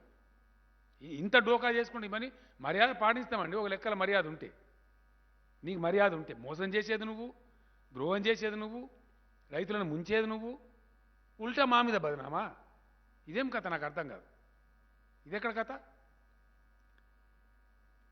ఈ బురిడిగాళ్ళను వీళ్ళని నమ్ముకుంటే మనం శంకరగిరి మాన్యాలు పడతాం. ఇవాళ మేము 4 గంటలు క్యాబినెట్లో కంప్లీట్గా చర్చ చేసిన తర్వాత కిషన్ రెడ్డి కూడా చెప్తున్నా కదా, ఉప్పుడు బియ్యం కొనం, బాయిల్డ్ రైస్ కొనం. మరి యాసంగిలో బస్తే పండే వేస్తే వచ్చేదే బాయిల్డ్ రైస్, వేరే రైస్ రానే రాదు. రైస్ రాదు. ఎంత వస్తుంది? 35 కిలోలే వస్తుంది క్వింటాల్ వడ్లకు 35 కిలోలే వస్తాయి. నష్టపోతాం అనవసరంగా. కాబట్టి కేంద్ర ప్రభుత్వం బాయిల్డ్ రైస్ కొనము అని పూర్తి స్థాయిలో ఇక సాధారణ బియ్యం కొంటాం ఘనత వహించిన కిషన్ రెడ్డి. ఎంత కొంటారో కూడా చెప్పడు, అది లేదు. కేంద్ర ప్రభుత్వం బాయిల్డ్ రైస్ కొనము అని మేము పాలసీ మార్చుకున్నామని ఖరాఖండిగా చెప్పినటువంటి దరిమిల ఇలా క్యాబినెట్ సమావేశమై నిర్ణయం చేసినవి ఏంది అంటే, రాష్ట్రం ఏం చేస్తుంది, కేంద్ర ప్రభుత్వం ప్రొక్యూర్ చేసేదైతేనే కొనుగోలు కేంద్రాలు పెట్టి తీసుకుంటుంది. కాబట్టి యాసంగిలో కొనుగోలు కేంద్రాలు ఉండవు. నేను రైతు సోదరులకు క్లియర్గా చెప్తా ఉన్నా. వరి ధాన్యం కొనుగోలు కేంద్రాలు ఉండవు. కేంద్రం చేతులు ఎత్తేసింది కాబట్టి కేంద్రం తీసుకుంటేనే మనం ప్రొక్యూర్మెంట్ సెంటర్ పెడతాం. కేంద్రం తీసుకునే పరిస్థితి ఉందనుకో మనం ఎక్కడ పెట్టుకుంటాం? మన గోడౌన్స్ ఉండవు, స్టాక్ చేసే పరిస్థితి ఉండదు. ఎందుకంటే ధాన్యం పెట్టాలంటే దానికి సిస్టమ్ ఉంటుంది అన్నమాట, సైంటిఫిక్గా పెట్టాలి. ఆ గోదాములు ఒక ఎఫ్సీఐ దగ్గరనే ఉన్నాయి ఇండియాలో, ఎవరి దగ్గర లేదు. దేశం మొత్తం ఆహార ధాన్యాలు పంచాల్సిందే వాళ్ళు. పబ్లిక్ డిస్ట్రిబ్యూషన్ సిస్టమ్ బాధ్యత ఉన్నదే వాళ్ళ మీద, రాజ్యాంగ విహితమైన బాధ్యత వాళ్ళది, constitutional responsibility of government of India. అంటే బియ్యం పెట్టినా వడ్లు పెట్టినా సైంటిఫిక్గా పెట్టాలా, దాన్ని పీరియాడికల్గా ఫ్యూమిగేట్ చేయాలి, నిల్వలు ఎట్లా కాపాడాలనే పద్ధతులు, శాస్త్రీయ పద్ధతులు ఉంటాయి. అవి రాష్ట్రాల దగ్గర ఉండయి. పీరియాడికల్ ఫ్యూమిగేట్ చేయాలి, ట్రీట్ చేయాలి, ఎట్లా తీయాలో తీయాలి పద్ధతిగా, అదంతా ఎఫ్సీఐ దగ్గర ఉంటుంది ఆ టెక్నాలజీ. వేరే దగ్గర ఉండయి. మనం నెలలు ఏదో పెట్టగలిగితే మామూలు ట్రాన్సిటరీ అరేంజ్మెంట్, కానీ సంవత్సరాల తరబడి నెలల తరబడి పెట్టగలిగే కెపాసిటీ ఏ రాష్ట్రానికి కూడా ఉండదు ఇండియాలో. కాబట్టి కేంద్రమే నిటారుగా చేతులెత్తేసింది కాబట్టి రాష్ట్రం ధాన్యం సేకరించే ప్రశ్న ఉత్పన్నం కాదు, కొనుగోలు కేంద్రాలు ఉండవు. రైతులు ఏమంటారు పాపం అమాయకంగా, సార్ ముందు చెప్తే మేము వేరే పంట వేసుకుందాం కదా, కొంటారేమో అని ఆశపడ్డాం, తీసుకుంటారేమో అని ఆశపడ్డాం. నేను పేగులదే కదా కొట్లాను. నేను స్వయంగా పోయిన 3-4 సార్లు, కనీసం 15 సార్లు మన రాష్ట్ర అధికారులు పోయినారు, 6 సార్లు మన ఎంపీలు, మన మంత్రులు, వ్యవసాయ శాఖ మంత్రి గారి నాయకత్వంలో, సివిల్ సప్లైస్ మంత్రి గారి నాయకత్వంలో మన మంత్రివర్గం బృందం పోయింది. విమానం ఖర్చులు దండుగా అయిపోయింది. చివరికి నిరాశపడి మళ్ళీ చివరికి ఇప్పుడు ఏం మాట్లాడుతుండ్రు, ఈరోజు ఏం మాట్లాడుతాడు ఈ రాష్ట్రం చెందిన కేంద్ర మంత్రి, నేను పెద్ద సిపాయి కూతురు, నేను కేంద్ర మంత్రిని, ఎట్లన్నా చేసి కొనిపిస్తా అంటే నువ్వు సిపాయి. కొనము బాయిల్ రైస్ కొనము, రా రైస్ ఎంత కొంటామో చెప్పము.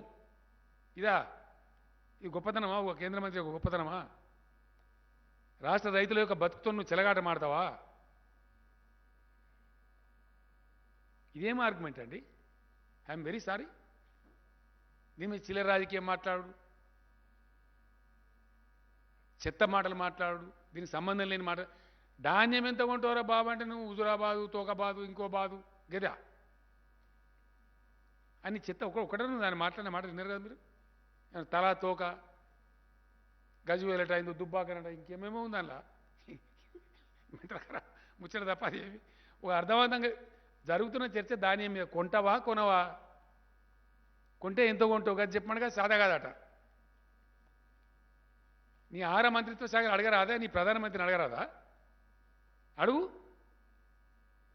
మేము చెప్తున్నాం రైతు బంధుకి ఇంత ఇస్తామని, ఇస్తున్నాం బాధప్ప. కరెంట్ 24 గంటలు ఇస్తున్నాము. కేంద్రం తీసుకున్నాడు కొంటమని చెప్పినాం, కొన్నాము. కొన్న పైసలు వితిన్ 3 days 4 days బ్యాంకులో వేస్తామని వేసినాం. ఇప్పటికి 10,000 కోట్లు నష్టపోయింది రాష్ట్రం. కరోనా టైంలో మక్కలు కొంటే, జొన్నలు కొంటే, జుక్కల్ నియోజకవర్గం, నారాయణఖేడ్ నియోజకవర్గం, నిజామాబాద్లో కొన్ని ప్రాంతాలు వేస్తే విధిలేక కొంటే 10,000 కోట్ల పైకి ఇయ్యాల క్యాబినెట్ లెక్క తెచ్చిన ఫైనాన్స్ సెక్రటరీ. ధాన్యం కొనుగోలు వల్ల, రైతుల నుంచి కొనుగోలు వల్ల చేసిన ధాన్యం వల్ల ఎక్కువ ధరకు కొనాలి, తక్కువ ధరకు అమ్మాలి. కొనేది అమ్ముడు కూడా పోవు జొన్నలు. ఇంకా దానికో దిక్కుమాలిన తెలివి వాట్సాప్ యూనివర్సిటీ ఉంటుందా, దానంత పచ్చావతాలు ఇంకోటి ఉండదు బీజేపీ. ఇంత దిక్కుమాలిన దరిద్రం కూడా ప్రచారం అంటే, రైతులు పండించేది బాయిల్డ్ కాదు కదని అండి అట. రైతులు పండించేది బాయిల్డ్ కాకపోతే ఏం పండిస్తారు? నీ మెదడు బాయిల్ చేయాలన్నా? రైతులట బాయిల్ పండారట, బాయిల్డ్ అట మిల్లర్లకు సంబంధించిందట. రైతు లేని మిల్లర్ ఉంటాడా? మిల్లర్ లేని రైతు ఉంటాడా? రైతు పండించిన ధాన్యం బియ్యం కాకపోతే అమ్ముడు పోతాయా? అసలు నువ్వు ఎఫ్సిఐ తీసుకుంటావా? ఆ బాయిల్ రైస్ పెట్టించిందే ఎఫ్సిఐ, రైస్ మిల్లర్లను ప్రోత్సహించి. మేమంటే మిల్లర్లకు అనుకూలంగా ఉన్నమాట. గింత దిక్కుమాలిన గింత దరిద్రం కూడా ప్రచారం అనంటే నాకు అర్థం కాదు. ఇంత బ్యాంకరప్టా, ఇంత దివాలా కోరా, ఇదేం రాజకీయం? ఇదెక్కడ దిక్కుమాలిన దరిద్రం కూడా రాజకీయం అండి? ధైర్యంగా సాహసంగా మాట్లాడతాం, ఏదైనా ఉంటే అయితే అవుతుందని చెప్తాం. కాకపోతే ఇప్పుడు నేను చెప్తున్నాను ధైర్యంగా, ఎస్ తెలంగాణ బిడ్డగా తెలంగాణ తెచ్చి మీ ఆస్తుల విలువ కోటాను కోట్ల రూపాయలు పెంచి మీకు రైతు బంధు ఇస్తాను, రైతు బంధు ఇచ్చి మేము చెప్తామండి బాజాప్తా. మీకు మంచినీళ్ళు చెప్పితే ఓట్లు అడగా అని చెప్పిన నేను. మంచినీళ్ళు ఇచ్చి చూపించినవి. ఇలా ఇండియాలో ఒకటే రాష్ట్రం ప్రతి ఇంటికి నల్లా నీళ్ళు ఇచ్చేది. ఇదే జానారెడ్డి గారు మాట్లాడండి అసెంబ్లీలో నాకు ఎదురుగా నిలబడి, 24 గంటల కరెంటు కనుక నువ్వు ఇచ్చినట్టయితే నీ గులాబీ కండువ కప్పుకొని తిరుగుతాను. ఆయన కండువ కప్పుకోలేదు, వేరే విషయం, కానీ మేము చూపించినాం, ఇచ్చినాం 24 గంటలు. మేము అన్ని టార్గెట్లు సాధించినాం, చెప్పిన ప్రతి ఒక్కటి చేసినాం. మేము మోసం చేయలేం, మీలాగా అబద్ధాలు చెప్పలే, ఆ కర్మ మాకు లేదు. ఇలా ఈ చేతగాని దద్దమ్మ కేంద్ర ప్రభుత్వం, సామాజిక బాధ్యతను విస్మరిస్తున్న కేంద్ర ప్రభుత్వం, సామాజిక బాధ్యత నుంచి తప్పించుకొని పారిపోతున్న కేంద్ర ప్రభుత్వం ఉంది కాబట్టి, వాళ్ళ పాలసీలు మార్చుకొని రైతు వ్యతిరేక విధానంలో పోతుంది కాబట్టి మేము బియ్యం కొనుగోలు చేయలేము, వడ్లు కొనుగోలు చేయలేము అని చెప్తున్నాం. రైతులకు మాకు ధైర్యం ఉంది. ఎందుకు? మేము కోరేది మా రైతు నష్టపోవద్దు, పంట వండించి ఆగం కావద్దు. మేము కష్టపడి సాదుకున్నాము, కష్టపడి ఇష్టపడి మంచిగా చేసుకున్నాము. ఇలా మన భూముల విలువలు పెంచుకున్నాము, మన గ్రామాలు కొంచెం తెల్లముఖమై కలకల్లాడుతున్నాయి. మళ్ళీ మిమ్మల్ని దిక్కుమాలిన కేంద్రం మిమ్మల్ని దరిద్రంలోకి నెట్టాలని చూస్తూ ఉంది. కాబట్టి ఈ దిక్కుమాలిన దరిద్ర రాజకీయ బేహార్ల పాలన పడకండి. ఎట్టి పరిస్థితుల్లో కొనుగోలు కేంద్రాలు ఉండవు. యాసంగి పంటకు కొనుగోలు కేంద్రాలు ఉండవు. ఇప్పుడు వర్షాకాలం పంట కేంద్రం హామీ ఇస్తలేదు, 40 లక్షలు దాటలేదు, అయినా కొంటాం. ఎంతైనా కానీ ఇప్పుడు ఎంత వచ్చినా కొంటాం. కేంద్రం కొనకపోతే కొంత బీజేపీ ఆఫీస్ ముందర పోస్తాం, ప్రధానమంత్రి ఆఫీస్ ముందర పోస్తాం. ఎస్, ఎక్కడ పోయాలి మరి? పోతే పోయా తుట్ల బాగుతాం అనుకో, 1000 లారీలు పెట్టి కొంచెం పోయి ఢిల్లీలో వారబోస్తాం, ఇండియా గేట్ కాడ.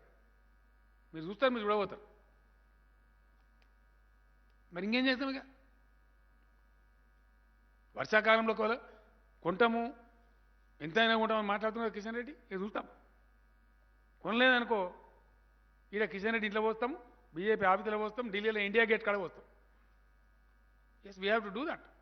పోతే ఇంకో 200 కోట్ల లారీ కిరా పెడతాం, కొంచెం వైపు వస్తాం. మరి ఇంకేం చేయాలి? వీళ్ళని ఎక్స్పోజ్ చేయాలి. మీ తప్పుడు విధానాలతోని మీకు దేశాన్ని నడిపే చేతగాక, ఆర్థిక వ్యవస్థను సరైన గాడిలో పెట్టే చేతగాక, మీ అసమర్థ విధానాల వల్ల దేశాన్ని అప్రపాలు చేస్తారు, రైతులను ఆగం చేస్తారు, పంటలు కొనుగోలు చేయరు, ఉల్టా రాష్ట్ర ప్రభుత్వాలపై బదనాం పెడతారా? ఇదెక్కడ పద్ధతి అండి? ఇదేం పద్ధతి? వెరీ సారీ కిషన్ రెడ్డి, మొత్తం నీ వ్యాఖ్యలు వాపసు తీసుకోవాలి. నువ్వు సారీ చెప్పాలి తెలంగాణ రైతులకు. నువ్వు మోసం చేస్తున్నావు తెలంగాణ రైతులను. లేదా బహిరంగ చర్చకు వస్తావా? దా ఎక్కడో మాట్లాడదాం, ఏ చౌరస్తాలో కూర్చున్నాం రా. ఇదేం పద్ధతి అండి? ఇంత మోసం ఉంటుందా? టార్గెట్ చెప్పే తెలివి లేదు నీకు, అసలు నాకు అర్థం కాదు. టార్గెట్ సాధించే తెలివి లేదు, రాష్ట్రానికి దమ్ము లేదు. మీ పార్టీ ఫోరంలో మాట్లాడు, మా సిగ్గు పోతుంది, అవతల కేసీఆర్ సెంటు తండని చెప్పు, తీసుకురా టార్గెట్ను. ఇన్ని టన్నులు కొంటాం తెలంగాణలో అని చెప్పు, అది మొగతనం. ఏం కొంటామో చెప్పము, మీకు తెలియదు, అసలు మీకు ఎవరైనా చెప్తారా? మిమ్మల్ని అంతేనా? ఇంక మళ్ళీ ఉల్టా మేమే పెద్ద నోరు పెట్టుకొని మాట్లాడతాం. రాజకీయం సంగతి చూద్దాం, సందర్భం పోయినాక నడుతుంది. ఆడోడు ఈడోడు గెలవగానే ఆగమాగమైపోయి దుంకులాడి ఎగిరినా కథ. నువ్వు పోలేదా మొన్న? ముసిరాబాద్ ఒక దెబ్బకి ఎగిరిపోలే, కేసీఆర్ దెబ్బకు నువ్వు స్వయంగానే ఓడిపోయినావు కదా. గంత అహంకారం ఎందుకు నాకు అర్థం కాదు. గెలిపోవటములు సహజం కదా, రాజకీయాలు జరుగుతూ ఉంటాయి కదా. ఇలా గిన్ని ఎమ్మెల్సీ ఎలక్షన్లు జరుగుతున్నాయి, నీ బతికే నేను ఉన్నదా నీకు జాగా? ఆల్రెడీ మేము 13 గెలిచిన యునానిమస్గా గర్వపడతామా? ఇంకో 6 నడుతాయి, అన్నీ మేమే గెలుస్తామని అంటామా? పోతే ఓటరు పోతే అయిపోయింది ఇష్యూవా? దానికి ఒక లెక్కనా? అదేం పెద్ద ఇష్యూ అని నాకు అర్థం కాదు. అన్ని చిల్లర మాటలు, అన్ని కాయగూరుకుడు మాటలు, ఇవే ఉందాతనమా? ఇది ఔన్నత్యమా? ఇది గొప్పతనం అనిపిస్తుందా? ఇది ఎక్కడ కథ నాకు అర్థం కాదు.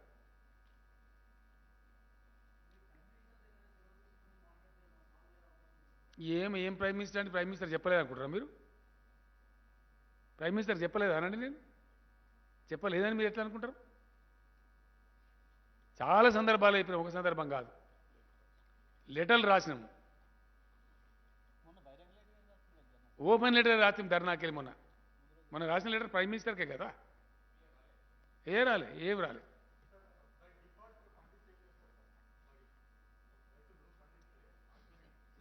రాజీవ్ దగ్గర పోయమని చెప్తాం, ఏముంటుంది? ప్రభుత్వం కొనదు, కొనుగోలు చేయజాలదు. ఎందుకంటే కొనుగోలు కేంద్రాలే ఉండవు. అప్పుడు రైతులు ఆలోచించుకోవాలి, మళ్ళీ బయట డిఫాల్ట్ ఎందుకు అండి అని. నువ్వు కూడా నాకు అర్థం కాదు. ఒక్కలండి.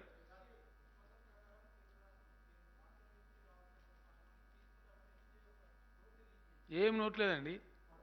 టార్గెట్ 40 లక్షలు ఇచ్చిండ్రు, అక్కడ వచ్చేదేమో 90 లక్షలున్నది. అదేమో నోటు దిక్కుమాలే నోటు ఎవరికి కావాలా? యాసంగి దానికి అసలు లేనే లేదు. యాసంగి దానికి వాళ్ళకి థ్యాంక్స్, వాళ్ళు క్లియర్గా చెప్తున్నారు బాయిల్ రైస్ కొనమని.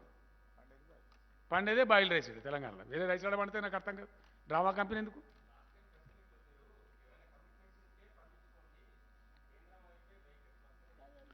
నేను ఒక్కటే మాట మళ్ళా చెప్తా ఉన్నా, I will not go back. ఎప్పుడు నేను మాట్లాడినా నాకు 100% స్పష్టత ఉంటుంది. ఈ లంగా మాటలు మాట్లాడలే కేసీఆర్, ఎప్పుడు అవసరం లేదు నాకు. ఈరోజు కూడా నేను చెప్తా ఉన్నా, ప్రభుత్వ కొనుగోలు కేంద్రాలు ఉండవు. కేంద్రం చేతులు ఎత్తేసింది కాబట్టి, కేంద్రం మేము తీసుకోము, పాలసీ మార్చుకున్నామని చెప్తుంది కాబట్టి ప్రభుత్వ కొనుగోలు కేంద్రాలు ఉండవు. రైతులు తమంతట తాము వేసుకొని, మా తిండి కోసం వేసుకోవచ్చు. విత్తన కంపెనీలు ఉంటాయి, వాళ్ళు వేసుకోవచ్చు. లేదా ఎవడో వ్యాపారతో మాట్లాడుకున్నాం, వేసుకోవచ్చు. అది ప్రభుత్వానికి సంబంధం లేదు. వితౌట్ గవర్నమెంట్ బయట జరిగిపోతుంది. ఇప్పుడు ఫర్ ఎగ్జాంపుల్ మీరు మంచి క్వశ్చన్ అడిగారు. రైతు బంధు ఇస్తాం, మా చేతుల గలది. నీళ్ళు ఇస్తాం, కరెంట్ 24 గంటలు ఇస్తాం, ఫ్రీగా ఫుల్ పవర్ ఇస్తాం, మీకు ఇబ్బంది రాక. అవన్నీ కేసీఆర్ చేతుల, రాష్ట్ర ప్రభుత్వం చేతుల ఏమున్నాయో అవన్నీ కడుపు నిండా ఇస్తాం. వాళ్ళ చేతుల ఉండి కూడా తప్పించుకునే కేంద్రంకు ఏం శిక్ష విధించాలో మీరు ఆలోచించుకోండి. 2, ఇలా హుజూర్ నగర్ మిర్యాల కూడా ప్రాంతం ఉంది.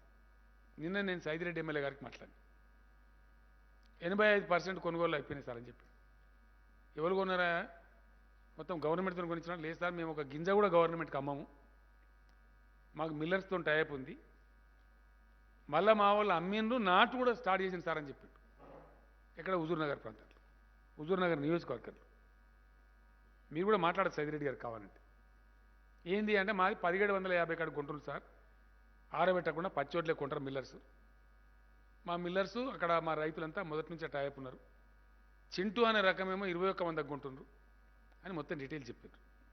నేను ఇంత ఆవేదన కూడా ఎందుకు మాట్లాడుతున్నా అంటే, ఎవరో నిందించడం నా ఉద్దేశం కాదు. వాస్తవానికి పరిస్థితి గిట్లా ఉంటే మేము గ్రౌండ్ అంతా ఎంక్వైరీ చేస్తా ఉన్నాం, ప్రతి నియోజకవర్గం తెలుసుకుంటా ఉన్నాం, ఎక్కడ ఏం జరుగుతుందో తెలుసుకుంటా ఉన్నాం. మీ లెక్క చిల్లర రాజకీయాలు చేస్తలే, మాకు బాధ్యత ఉంది. రేపటి సంగతి దేవుడికి ఇలా మేము రాష్ట్ర ప్రభుత్వంగా ఉన్నాము, మేము నామినేట్ చేసిన ముఖ్యమంత్రులం కాము, ప్రజలు నామినేట్ చేసిన మమ్మలను. కాబట్టి ఆ రైతుల గురించి మేము తపన పడతాం.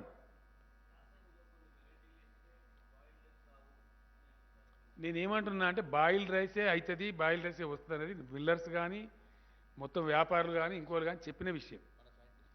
మన రైతు సైంటిస్టులు కానీ, ఎందుకంటే 35 degrees దానిలో 2 విషయాలమ్మా. ఫిబ్రవరి 20 లోపల ఈంతనేమో తాళవుతుంది, పొల్లవుతుంది, చలి, ఫ్రోజన్ కండిషన్లో ఈనకూడదు వరి. ఈనుడని మనం అంటాము, దాన్ని ఫ్లవరింగ్ స్టేజ్ అని సైన్స్లో అంటారు. If the flowering stage comes in the frozen winter, అది ధాన్యం గింజ పాలు పోసుకోవాలంటే దానికి అవసరమైన టెంపరేచర్ ఉండాలి. అంటే ఫిబ్రవరి 20 నుంచి 25 తర్వాతనే ఈనాలి వరి, అదే గింజ పడుతుంది. ఆ కోతకి ఏమవుతుంది, ఈనిన తర్వాత మినిమం నెల 10 పూటలు ఉండవలసి వస్తుంది. అంటే మార్చి లాస్ట్ వీక్ దాటుతుంది. 100% అప్పటికి 35 degrees దాటిపోతుంది. 35 degrees దాటిందంటే 100% నూకైతుంది.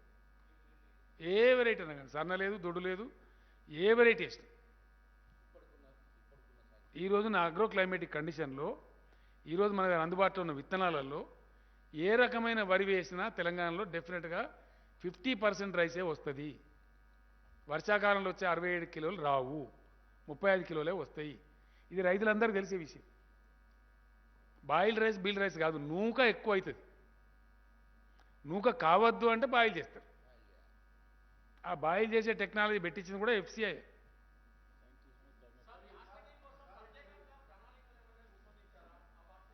ఇంకా ప్రణాళిక ఎక్కడదండి? ఇక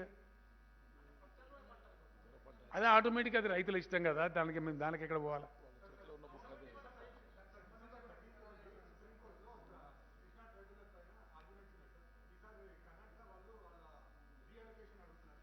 నువ్వు వేరే సబ్జెక్టులకు వెళ్ళిపోయినా కొద్దిగా ఆగిగా లాస్ట్ అయిపోయారు. ఏంది? నేను ఏమంటున్నా అంటే అది రైతులు కూడా ఆలోచించుకోవాలి కదా. మొత్తం రాష్ట్ర ప్రభుత్వమే ఒరిగి పడతామన్నట్టుగా మాట్లాడితే ఎట్లా? మీరు కూడా బ్రాడ్గా పెద్ద ఎత్తున కొనాల్సినటువంటి కేంద్రం మొత్తం చేతులు ఎత్తేసింది కాబట్టి, మొండి వాయికర అవలంబిస్తుంది కాబట్టి, అన్కేర్డ్గా పోతుంది. ఇన్నిసార్లు పోయి చెప్తే మమ్మల్ని బిచ్చగాల కింద ట్రీట్ చేస్తుంది కాబట్టి, వేరే ఏం పని లేదా అని మాట్లాడుతుంది కాబట్టి, పార్లమెంట్ సభ్యులను రాష్ట్ర మంత్రులను పట్టుకొని మళ్ళీ ఇంతమంది వచ్చిందేమా మీకేం పని లేదా అని మాట్లాడుతుంది కాబట్టి నిరాశ చెంది మేము ఈ మాట చెప్తున్నాం. ఇవాళ ఈ రాష్ట్రం నుంచి ప్రాతినిధ్యం వహించే కేంద్ర మంత్రి కూడా ఏం చెప్తాడు? ఏమీ చెప్పడు. 4 ముచ్చట్లు ఏదో కేసీఆర్ని తిట్టి, ఇక మేము బాధ్యత దిగినాం కదా, ఇప్పుడు ఊకోం కదా, ఇక అడుగును నిలదీస్తాం. ఇక ఇక కాదు, ఢిల్లీలో నిలదీస్తాం, పార్లమెంట్లో నిలదీస్తాం, మొత్తం ఎస్ అన్ని అంశాల మీద కొట్లాడతాం. పవర్ బిల్లుకి మేము వ్యతిరేకం ఉన్నాం, కొట్లాడతాం సీరియస్గా, in the interest of the people of Telangana. అట్లనే ఉత్తరప్రదేశ్లో దళిత అని బిల్లు తెచ్చినప్పుడు ఆడ ఎలక్షన్లు అని చెప్పి మా ఎస్సీ రిజర్వేషన్ వర్గీకరణది పెట్టి చాలా సంవత్సరాలు దాటిపోతూ ఉంది. ఆడ కింద పెట్టుకొని కూర్చున్నారు. మా గిరిజన రిజర్వేషన్ పెంచమని చెప్పి పంపించాం, ఆడ కింద పెట్టుకొని కూర్చున్నారు. Wheel fight. లోక్సభలో రాజ్యసభలో ప్రతిరోజు నిలదీస్తాం. మేమేం పెట్టామండి, రైతు బంధు ఇస్తాం. మేమట్లా రైతులను తిప్పలో పెట్టాం. ధాన్యం కొనుగోలు రాష్ట్ర ప్రభుత్వం చెయ్యదు, ఎందుకంటే కేంద్రం నిరాకరించింది కాబట్టి. ధాన్యం కొన్నా రాష్ట్రం పెట్టుకునే సమర్థ శక్తి రాష్ట్రానికి లేదు, ఆర్థిక శక్తి లేదు, దాన్ని పెట్టే గోదాముల శక్తి లేదు. నేను స్పష్టంగా చెప్తున్నా, దాచుకుంటలేం కదా. ఎక్స్పోర్ట్ చేసే అధికారం మనకు లేదు, మళ్ళీ కేంద్రం పర్మిషన్ ఇవ్వాలి. ఇవన్నీ ఉన్నాయి కాబట్టి కేంద్ర ప్రభుత్వం కొనుగోలు నిరాకరించింది కాబట్టి రాష్ట్ర ప్రభుత్వం కొనుగోలు కేంద్రాలు ఉండవు. వేయదలుచుకున్న వాళ్ళు వాళ్ళ రిస్కు, వాళ్ళు తినడానికి కానీ, వాళ్ళ విత్తన కంపెనీకి కానీ, వ్యాపారులతో ఒప్పందం కానీ ఉంటే వేసుకోవచ్చు, అది వాళ్ళ రిస్క్. కానీ ప్రభుత్వ పాత్ర ఉండదు. ఆటోమేటిక్గా అమ్ముడు పోతేమో వాళ్ళు అమ్ముకోవాలి. అది ఇండియాలో ఏ రాష్ట్రంలో కల్పిస్తారన్నారా? చూపిస్తావా? కొత్త విధానం మళ్ళా బీజేపీ వాళ్ళని అడుగుని వాళ్ళు సేకరిస్తారేమో. బీజేపీ పాలిత రాష్ట్రాలను అడుగు, నా కేంద్ర మంత్రిని అడుగుండి, ఏమైనా గ్యారంటీ ఇస్తాడేమో. ఇప్పుడు బియ్యం కొనమని అన్నావు కదా, మరి వేరే పంటలు ఎత్తాడో కొంటవా అని అడుగు. ఏదైతే ప్రభుత్వం కదా, కేంద్ర ప్రభుత్వం అని చెప్పేది కదా.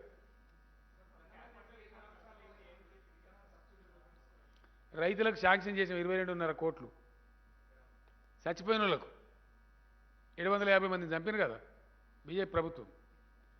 వాళ్ళకి ఇచ్చే 3 లక్షల చొప్పున ఇచ్చే 22.5 కోట్లను క్యాబినెట్ మంజూరు చేసింది. ఇవాళ ఎవడన్నా బుద్ధినోడు మాట్లాడతాడు, ఆయనకు అంత 5 లక్షల రూపాయలు టంచనగా 3 రోజులు వస్తున్నాయి. తెలివినోడు మాట్లాడకొచ్చిన నావే అది ఏమి దిక్కుమాలేదు అందనే బాబు.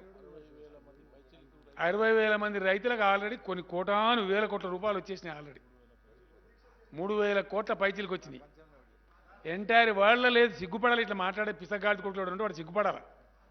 పిసగాడిది కొడుకే అంటున్నాను నేను, తలకాయలేనోడని. ఈ మస్ట్ బి ఎన్ ఈడియట్.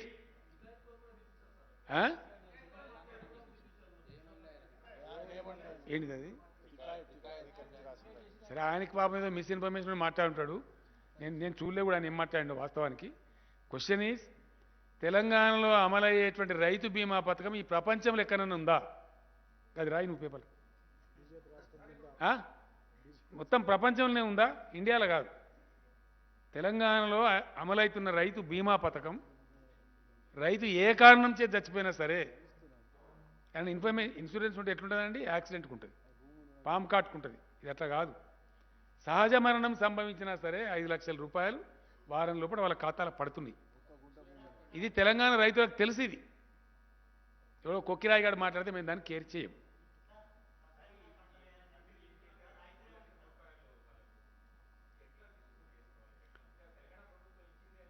మేమే ఇస్తాం డెఫినెట్గా. నేనే పోయి డిస్ట్రిబ్యూట్ చేస్తా, మంత్రులు పోయి డిస్ట్రిబ్యూట్ చేస్తారు. తప్పకుండా గతంలో సైనికులకు చెప్పినాం, వీళ్ళకి చెప్పినాం, వాళ్ళకి మేమే ఇస్తాం. ఎవరికి అనుమానం అవసరం లేదు. రెండో పాయింట్, ఇలా శాంక్షన్ చేసినాం, వాళ్ళకి అందజేస్తాం. అది ఆటోమేటిక్ దొరుకుతాయండి. వ్యవసాయ శాఖను సంప్రదించవచ్చు, వాళ్ళు గైడెన్స్ ఇస్తారు. అది లోకల్గా అందరికీ తెలుసు. అది దాని పెద్ద ఎందుకు ప్రళయం బద్దలేదు ఏం లేదు. ఇంకోటి, మేము కేంద్ర ప్రభుత్వానికి మనం డిమాండ్ పెట్టినాం ధర్నాలో.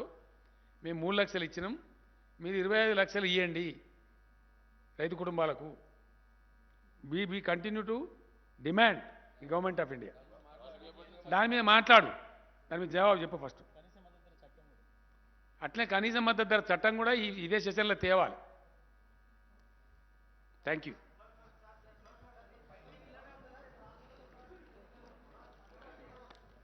మీకు ఈ రూపాయలు చాలా ఉంటాయండి ప్రెస్ కాన్ఫరెన్స్, అన్ని ఒక్క రోజు చేస్తే ఎట్లా? Thank you.